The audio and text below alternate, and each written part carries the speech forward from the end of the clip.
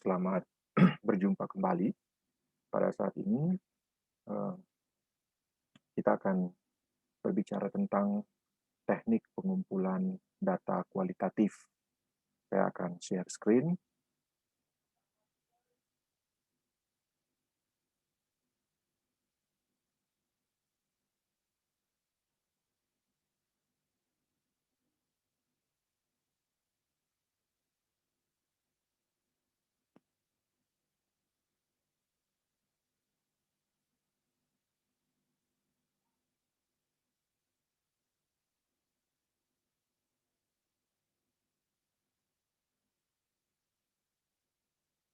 Ya,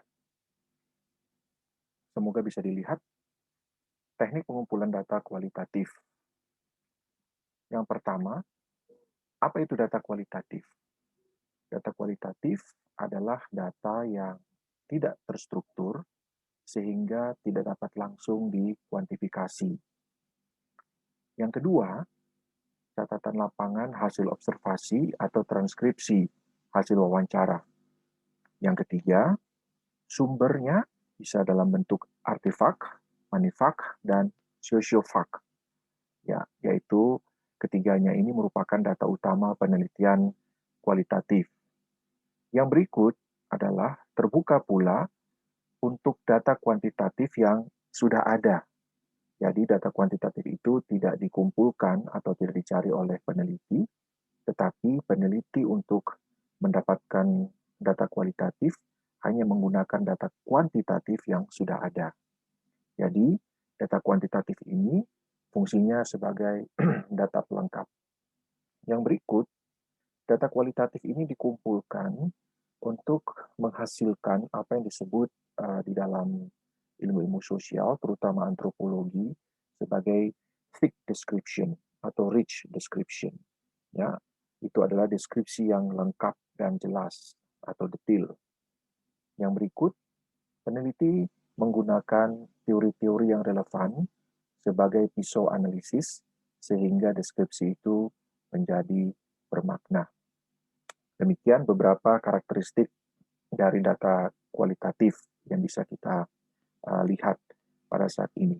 Nah, saya ingin memberikan sedikit penjelasan, terutama berkaitan dengan poin yang nomor 3, yaitu sumbernya artefak, manifak, dan juga sosiofak. Itu artinya adalah data kualitatif bisa diangkat atau bisa diambil, dikumpulkan dari bahan-bahan material yang kemudian bisa menjadi sebuah data uh, yang memperlihatkan atau memberikan petunjuk tentang sesuatu informasi tertentu dari objek penelitian yang sedang dilakukan.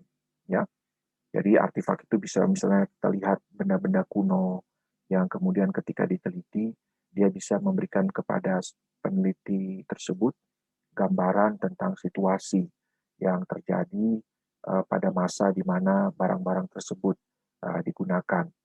Nah, kemudian juga manifak itu bisa dalam bentuk apa yang ide-ide apa yang pernah hidup melalui karya-karya yang bisa dilihat dalam suatu masyarakat. Ya, sosiofak itu berkaitan dengan bagaimana fakta sosial itu menjadi data bagi peneliti kualitatif. Yang berikutnya adalah uh, mengenai thick description ini, dia menjadi sesuatu yang khas dalam penelitian kualitatif, sebab penelitian kualitatif ini adalah sebuah proses di mana seorang peneliti mendapatkan informasi yang selengkap-lengkapnya dan kemudian dia mencoba untuk uh, menguraikannya, mengulasnya, menjelaskannya dengan lengkap dan detail. Ya, jadi uh, seakan-akan tidak ada satupun celah yang dibiarkan tanpa dimaknai ya, di dalam penelitian kualitatif. Nah, kita lihat yang berikut mengenai teknik pengumpulan data. Ada beberapa poin yang bisa kita lihat. Yang pertama, teknik pengumpulan data itu adalah menemukan cara terbaik untuk dapat memasuki setting. Yang dimaksudkan dengan setting di sini adalah tempat, waktu, dan suasana penelitian. Ya, jadi yang disebut sebagai setting penelitian itu mencakup tempat, waktu, dan suasana. Yang kedua, berusaha menjalin relasi akrab sehingga dapat memperoleh kepercayaan dari informan. Seperti yang pernah kita bicarakan sebelumnya, bahwa kunci di dalam penelitian kualitatif itu adalah trust, ya, kepercayaan. Kalau kita sudah membangun relasi yang baik dengan komunitas, dengan masyarakat, dengan orang-orang yang dari mereka kita akan mendapatkan informasinya yang kita butuhkan bagi penelitian kita, maka kepercayaan itu akan memberikan jaminan kepada peneliti untuk mendapatkan informasi yang lebih detail, lebih mendalam, lebih panjang, dan memungkinkan peneliti tersebut mendapatkan gambaran yang lebih luas mengenai komunitas atau mengenai objek yang ditelitinya. Yang ketiga, dari kondisi kepercayaan yang diperoleh itu, informan diharapkan bersedia, ya, dengan sukarela memberikan informasi yang sesungguh-sungguhnya sesuai realitas yang ada. Jadi kalau kita sebagai seorang peneliti sudah dipercaya oleh satu komunitas di mana kita melakukan penelitian kita, maka uh, kita akan kondisi tersebut akan memungkinkan kita mendapatkan informasi yang lebih banyak, lebih dalam lagi daripada sekedar informasi-informasi yang di permukaan saja. Yang berikut adalah dengan mengenal setting, peneliti dapat menyusun pertanyaan-pertanyaan yang tepat dan strategi mengajukan pertanyaan-pertanyaan itu kepada informan. Nah, berkaitan dengan butir ini, maka biasanya atau pada lazimnya, pada umumnya, seorang peneliti kualitatif, dia akan melakukan apa yang disebut sebagai pengamatan awal. Jadi di dalam desain penelitiannya, ketika dia menyusun desain penelitiannya, dia sudah mendapatkan gambaran awal mengenai komunitas yang dia hendak dia teliti. Dan dia perlu meluangkan waktunya untuk beberapa saat melakukan pengamatan awal. Pengamatan awal itu juga bermanfaat untuk meyakinkan peneliti tersebut apakah tema penelitian yang saya lakukan ini dia tepat untuk dilakukan di komunitas ini, ataukah saya akan menghadapi kesulitan sebab uh, informasi semacam ini yang saya butuhkan bagi penelitian saya ternyata sulit didapatkan sebab settingnya tidak mendukung, settingnya tidak memungkinkan untuk itu. Jadi ada satu fase sebelum seseorang peneliti turun ke lapangan dan menyusun desain penelitiannya, itu adalah melakukan pengamatan awal, sehingga dia yakin betul bahwa tema penelitian atau topik penelitian atau masalah penelitian yang hendak dia teliti itu bisa dia dapatkan dari komunitas tersebut. Dan yang berikutnya adalah seorang peneliti bisa mengajukan pertanyaan yang bersifat substantif, tapi juga pertanyaan yang teoritis. Pertanyaan yang substantif itu adalah pertanyaan yang mencoba untuk menggali kedalaman informasi sehingga seorang peneliti dia tidak puas hanya dengan informasi-informasi tertentu. Dia akan berusaha untuk terus menggali informasi dari sebanyak mungkin informan sehingga dia yakin bahwa uh, informasi yang sesuai dengan penelitiannya itu bisa dia peroleh. Pertanyaan teoritis itu adalah pertanyaan-pertanyaan yang diajukan oleh seorang peneliti ketika dia mendapatkan fakta atau data dan kemudian dia mencoba untuk menghubungkannya dengan teori-teori yang digunakan di dalam penelitian tersebut. Apakah teori yang dia gunakan itu terverifikasi? Ya, artinya apakah teori yang dia gunakan tersebut mampu membantu dia untuk memahami realitas yang dia teliti.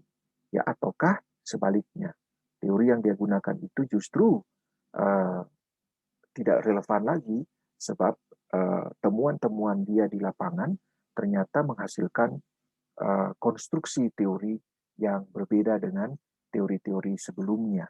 Nah, disitulah kemudian penelitian kualitatif menjadi dialog teoritis. Jadi apa yang kita lihat pada masa kini, pada setting penelitian masa kini, dia bisa menghasilkan temuan-temuan yang berbeda yang sekaligus menjadi kritik bagi teori-teori sebelumnya yang digunakan oleh peneliti. Jadi, di dalam penelitian kualitatif, teori tidak berfungsi sebagai sesuatu yang harus kita buktikan, tetapi teori digunakan sebagai alat bantu untuk mendialogkan, memberikan kepada seorang peneliti perspektif atau wawasan mengenai isu atau tema penelitian yang sedang dia lakukan, sekaligus dia diarahkan untuk melihat bahwa ada isu-isu, ada tema-tema baru yang muncul, sehingga dari situ dia bisa melakukan semacam rekonstruksi teoritis terhadap apa yang sudah dia lakukan tersebut, termasuk melakukan kritik terhadap teori-teori sebelumnya. Ya, jadi itu yang dimaksudkan dengan pertanyaan substantif dan pertanyaan teoritis. Yang berikut kita akan melihat bahwa di dalam penelitian kualitatif itu ada beberapa cara yang bisa digunakan. Yaitu yang pertama adalah apa yang disebut sebagai pengamatan berpartisipasi, ya, atau observasi berpartisipasi, ya, participatory observation. Nah, itu yang ketiga, yang ada tiga hal, yaitu yang pertama adalah eh, pengamatan berpartisipasi itu merupakan teknik pengumpulan data dengan melibatkan interaksi antara peneliti dan informan dalam suatu setting alami yang dilakukan oleh peneliti secara sistematis tanpa menonjolkan diri sebagai peneliti. Yang kedua, pada saat pengenalan setting, peneliti tidak harus menggunakan catatan lapangan secara rinci. Yang ketiga, observasi berpartisipasi dilakukan dalam setting yang alami selama periode waktu yang relatif lama agar peneliti dapat menyelidiki, mengamati, dan menyajikan kehidupan sosial serta proses sosial yang terjadi dalam setting tersebut. Nah, untuk hal yang pertama, yaitu interaksi antara peneliti dan informan dalam setting alami, yang dimaksudkan adalah kita tidak melakukan percakapan kita di dalam setting seperti Anda sedang bertanya jawab, ya. Tetapi kita membiarkan proses interaksi dengan para informan itu secara alami. Kita mengikuti mereka bekerja, kita mengamati kehidupan mereka sehari-hari, dan itu sesuatu yang tidak gampang. Sebab apa? Sebab kehadiran seorang peneliti tidak boleh dianggap sebagai satu interupsi terhadap aktivitas keseharian mereka. Nah, dengan kondisi yang alami semacam itu, walaupun susah untuk dilakukan secara murni, tetapi kita berusaha agar supaya kehadiran kita tidak menonjol sebagai peneliti. Kita betul-betul terhisap di dalam aktivitas-aktivitas keseharian yang dilakukan oleh komunitas yang kita amati. Jadi peran kita adalah melakukan pengamatan dan terus-menerus mengikuti aktivitas mereka tanpa memperlihatkan diri kita sebagai seorang peneliti yang menginterupsi aktivitas-aktivitas mereka. Ya, dan yang berikutnya juga adalah observasi berpartisipasi ini membutuhkan waktu yang lama. Ya. Seperti yang sudah saya katakan tadi bahwa karena settingnya harus alami, maka kita tidak bisa memaksakan. Kita tidak bisa memaksakan hari ini saya harus selesai dengan pertanyaan ini. Saya harus selesai dengan informan ini. Kita tidak bisa memaksa informan di dalam penelitian kualitatif, apalagi di dalam pengamatan berpartisipasi. Kita benar-benar harus terus-menerus melakukan negosiasi dengan mereka sehingga mereka menerima kehadiran kita bukan sebagai seseorang yang asing yang menanyakan sesuatu sehingga mereka merasa diinterogasi, tetapi mereka merasa menerima kita sebagai bagian dari aktivitas kehidupan mereka, dan karena itu mereka bercerita, ya, dan dari cerita-cerita itu kita mendapatkan informasi yang kita butuhkan. Nah, disinilah sebenarnya tingkat kesulitan dari penelitian kualitatif, sebab kita menyesuaikan diri, ya, dan karena penyesuaian diri tersebut, maka waktu penelitian dalam penelitian kualitatif dia sangat relatif lebih lama. Sebab yang kita inginkan bukanlah jawaban A, B, dan C saja, tetapi yang kita inginkan adalah gambaran mengapa orang menjawab A, mengapa orang menjawab B, dan mengapa orang menjawab C. Dalam situasi apa mereka menjawab A, B, dan C, bagaimana suasana batin mereka, bagaimana relasi-relasi mereka yang terbangun di antara mereka, sehingga jawaban-jawaban A, B, dan C itu bisa kita peroleh. Tetapi dalam konteks proses yang terjadi di dalam komunitas tersebut. Nah, teknik yang kedua adalah kita melakukan wawancara mendalam. Jadi kalau pengamatan berpartisipasi tadi, kita mencoba untuk mengikuti ritme hidup dari komunitas yang kita amati, kita mengikuti mereka bekerja, kita mengikuti mereka, mengamati mereka ketika mereka melakukan aktivitas keseharian tersebut. Wawancara mendalam adalah situasi yang kita sengaja, yang kita buat, kita desain sedemikian rupa agar kita mendapatkan informasi yang lebih mendalam dari sejumlah informan kunci. Dan karena itu dibutuhkan suasana tersendiri. Nah, apa yang harus kita lihat dari wawancara mendalam ini? Yang pertama adalah wawancara mendalam itu, meskipun kita sudah menyusun pertanyaan-pertanyaan, tetapi seperti yang saya katakan, pertanyaan tersebut hanyalah pedoman.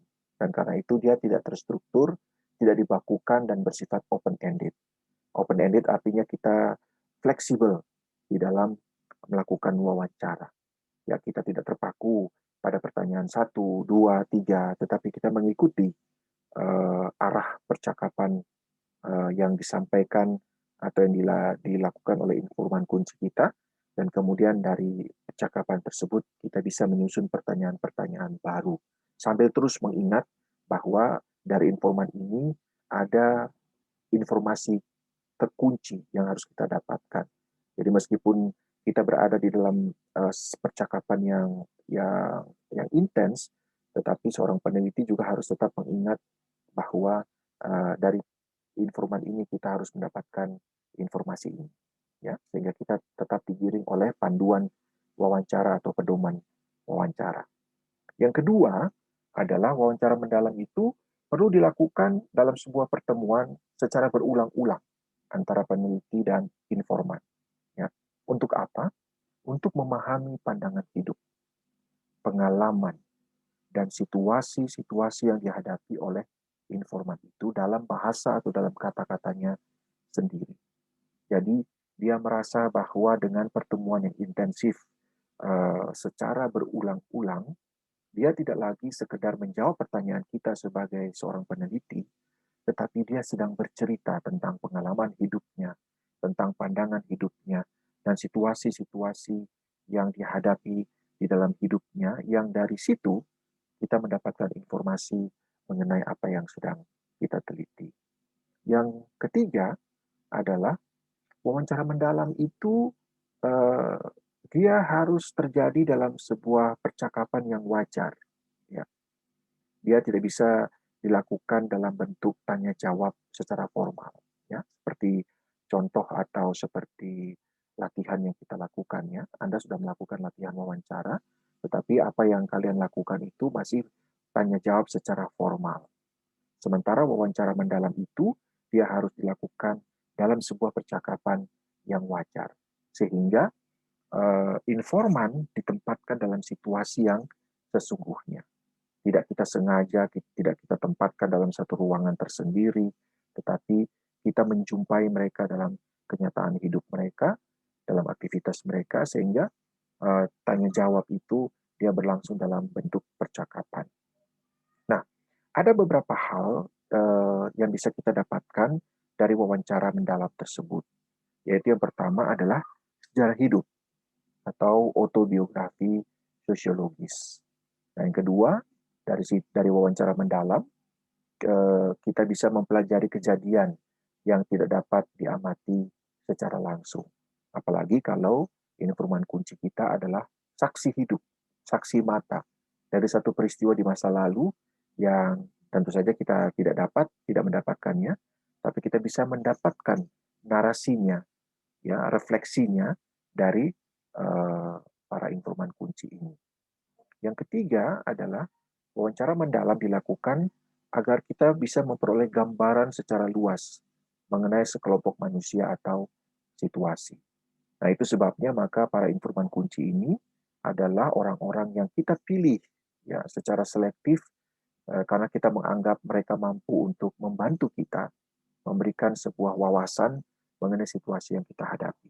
Jadi kalau pada pengamatan berpartisipasi, kita hanya melihat apa yang dilakukan oleh orang-orang dalam aktivitas mereka keseharian, ya, mereka bekerja, mereka berkeluarga, mereka bermain, ya, dan mereka beribadah dan sebagainya. Tetapi ada situasi tertentu di mana kita membutuhkan wawasan yang lebih mendalam mengenai situasi tersebut. Dan karena itu kita bisa melakukan wawancara mendalam dengan para informan kunci. Yang selanjutnya adalah wawancara mendalam itu kita lakukan untuk memahami suatu fenomena dengan mengungkap pengalaman informan selama periode waktu tertentu. Ya, jadi experience itu menjadi kata kunci di dalam penelitian kualitatif.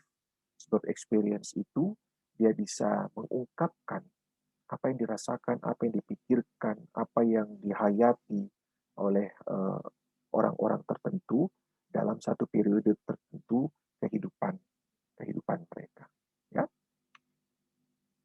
Nah, teknik pengumpulan data kualitatif juga bisa menggunakan analisis dokumen.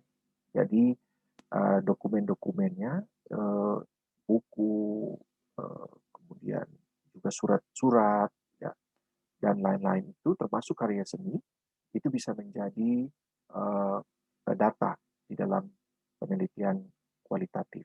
Ya, Anda biasanya di dalam penelitian kualitatif orang akan mencari ya dokumen-dokumen sejarah, arsip-arsip untuk mendapatkan gambaran apa sih yang ditulis oleh orang pada suatu masa. Ada persoalan apa yang dihadapi masyarakat ini pada suatu masa dan hal itu dituliskan. Misalnya saja ketika Anda mau meneliti satu jemaat, Anda bisa melakukan analisis dokumen terhadap misalnya notulensi persidangan jemaat. Ya. Karena di dalam notulensi persidangan jemaat tersebut, Anda bisa melihat apa yang dibicarakan pada suatu periode tertentu jemaat ini. Masalah apa yang krusial, yang kemudian selalu dibicarakan oleh jemaat tersebut. Nah, kita bisa melakukan analisis dokumen tersebut. Atau kita juga bisa melakukan analisis terhadap misalnya foto-foto. Ya, ada tidak foto-foto yang menggambarkan situasi orang pada waktu itu? Bagaimana mereka berbusana, bagaimana bangunan-bangunan pada masa-masa tertentu yang menggambarkan ciri khas seperti apa yang dilakukan oleh orang-orang yang ada di dalam komunitas tersebut yang mungkin saja saat ini sudah tidak lagi dilakukan. Ya, kita bisa melakukan semacam analisis dokumen dalam bentuk komparasi apa yang terjadi di suatu periode yang kemudian tidak lagi kita temukan pada periode masa kini. Nah, mengapa terjadi perubahan itu? Itu bisa menjadi salah satu data kualitatif. Yang berikut kita lihat jenis data penelitian kualitatif. Ya, jenis datanya. Yang pertama, catatan lapangan. Catatan lapangan itu adalah cerita tertulis mengenai apa yang diamati, dengar, dilihat, dirasa, dipikir oleh peneliti selama berlangsung penelitian. Itu catatan lapangan. Yang kedua, catatan deskriptif. Catatan deskriptif itu adalah rekaman setting. Ya, setting tadi sudah saya sebutkan ya, tempat, waktu, dan suasana. Nah, kemudian orang, perbuatan, dan percakapan. Ya. Nah, catatan deskriptif itu bisa dalam bentuk misalnya deskripsi fisik. Ya, bagaimana fisik orang pada masa itu. Ya, mungkin fisiknya kekar, ya, hitam, kulitnya hitam legam, karena mereka lebih banyak bekerja di lapangan, di sawah ataupun di kebun. Ya, lalu kemudian bagaimana busana mereka, pakaian mereka, kenapa mereka berpakaian semacam itu. Terus kebiasaan-kebiasaan yang mereka lakukan, cara berbicara dan bertingkah laku. Itu bisa menjadi sebuah catatan deskriptif. Yang kedua adalah rekonstruksi dialog. Bagaimana orang melakukan percakapan, bagaimana dialog-dialog pada masa itu. Ya. Kalau Anda misalnya pernah membaca buku Mati Ketawa ala Rusia, mati ketawa ala Jerman, mati ketawa ala Indonesia. Nah, sebenarnya itu adalah rekonstruksi dialog, ya. Dari dialog-dialog atau humor-humor yang dikumpulkan, kita bisa mengamati karakteristik sosial budaya suatu masyarakat. Kalau Anda misalnya melihat eh, kenapa orang Papua suka mob, ya suka sekali melontarkan mob-mob. Lalu Anda coba amati, ya itu bisa menjadi sebuah data, salah satu jenis data penelitian kualitatif. Ya. Dari situ Anda bisa melihat apa sebenarnya jadi karakteristik kegelisahan yang yang dirasakan oleh orang-orang Papua yang mereka ekspresikan dalam bentuk dialog. Ya. Yang ketiga adalah kejadian penting. Jadi ada peristiwa-peristiwa penting yang kemudian menjadi acuan bagi kita untuk melakukan atau memberikan catatan atasnya. Yang keempat, lukisan kegiatan. Lukisan kegiatan ini adalah deskripsi tentang sebuah aktivitas atau satu kegiatan. Jadi misalnya, bagaimana orang bekerja di kebun, siapa yang berpartisipasi di situ, peralatan apa yang mereka pakai, ya, jam berapa mereka mengawali kerja mereka, bagaimana mereka memulai pekerjaan mereka, bagaimana mereka melakukan pekerjaan mereka, apakah ada pembagian, ya laki-laki bikin apa, perempuan bikin apa, anak-anak bikin apa di kebun tersebut. Nah, itu bisa menjadi sebuah lukisan kegiatan. Yang kelima adalah penggambaran tentang atau catatan deskriptif tentang tingkah laku peneliti. Ya, jadi kita sendiri bisa kemudian melakukan catatan, nah, apa yang saya lakukan dalam situasi-situasi semacam ini. Yang ketiga adalah catatan reflektif. Ya, catatan reflektif ini adalah kerangka pikir, gagasan, dan perhatian peneliti yang meliputi satu, analisis tentang tema yang muncul, pola-pola yang ditampilkan, hubungan antar data. Dan yang kedua, metode yang digunakan peneliti berupa catatan penelitian, hubungan peneliti dengan subjek penelitian, masalah-masalah yang dihadapi oleh peneliti. Dan yang ketiga adalah dilema dan konflik etis. Ya, nanti saya akan jelaskan. Yang keempat adalah kesesuaian kerangka pikir peneliti dengan realitas yang terjadi di lapangan. Dan yang kelima adalah evaluasi mengenai kesalahan yang harus diperbaiki. Jadi ada catatan lapangan, dan yang kedua catatan deskriptif, dan yang ketiga catatan reflektif. Nah, catatan reflektif ini sebenarnya adalah salah satu fase dalam penelitian di mana peneliti mencoba untuk mengakumulasi seluruh data yang sudah dia kumpulkan, dan dia kemudian mencari korelasi logis antara data yang satu dengan data yang lain, termasuk apakah ada data-data yang dia butuhkan yang belum dia dapatkan. Dia bisa melakukan evaluasi. Yang berikut juga mengenai dilema dan konflik etis itu adalah bagaimana dia memposisikan dirinya di dalam komunitas tersebut. Ya. Nah, biasanya kehadiran seorang peneliti itu dia akan terlibat juga di dalam konflik-konflik komunitas tersebut.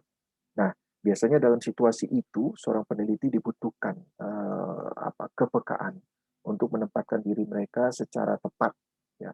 Nah, biasanya di situ ada yang disebut, para peneliti sering merasa dilema, ya di situ. Mereka harus menentukan posisi, ya, dan itu tidak mudah untuk bersikap netral, tetapi itu harus. Nah, itu disebut sebagai konflik konflik etis, ya. Dan yang berikutnya, selain catatan-catatan itu, ada juga fotografi. Anda bisa mengumpulkan, ya, fotografi, ya. Kalau sekarang kita tidak susah, ya, merekam baik secara secara audiovisual, ya, video maupun foto, sebab kita sudah dilengkapi dengan teknologi komunikasi yang super canggih dan all for one, ya. Jadi atau one for all. Jadi satu satu satu gawai, satu gadget, satu perangkat teknologi bisa kita gunakan untuk berbagai keperluan termasuk fotografi. Dan jenis data penelitian kualitatif yang berikutnya juga adalah data statistik. Jadi data statistik itu bisa menjadi jenis data dalam penelitian kualitatif. Nah, bagaimana kita memanfaatkan data statistik? Bagaimana kita membaca angka-angka tersebut secara kualitatif? Jadi data itu adalah data kuantitatif, tetapi kita membacanya secara kualitatif. Artinya, kita mencoba menerjemahkan Kenapa misalnya ada perubahan dari tahun sekian sampai tahun sekian, mengapa jumlah penduduk pada komunitas pada lokasi ini dia menyusut dengan sangat cepat? Ada apa? Ya. Nah, angka-angkanya hanya memperlihatkan terjadi penyusutan jumlah penduduk. Apakah terjadi konflik sehingga orang bermigrasi? Apakah terjadi wabah penyakit sehingga banyak yang meninggal? Apakah ada masalah-masalah kesehatan sehingga uh, jumlah mortalitas lebih tinggi daripada jumlah natalitas? Ya, jumlah kematian lebih tinggi daripada jumlah kelahiran, misalnya. Itu bisa menjadi bagian dari data kualitatif. Ya,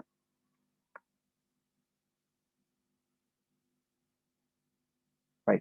Saudara-saudara sekalian, demikian pemaparan tentang teknik pengumpulan data kualitatif. Ya, silakan nanti Anda bisa mengulang kembali video ini untuk melihat bagian-bagian atau materi yang telah saya sampaikan tadi. Dan kalau ada pertanyaan bisa disampaikan melalui Google Classroom. Ya, terima kasih. Sampai kita bertemu di video yang lainnya.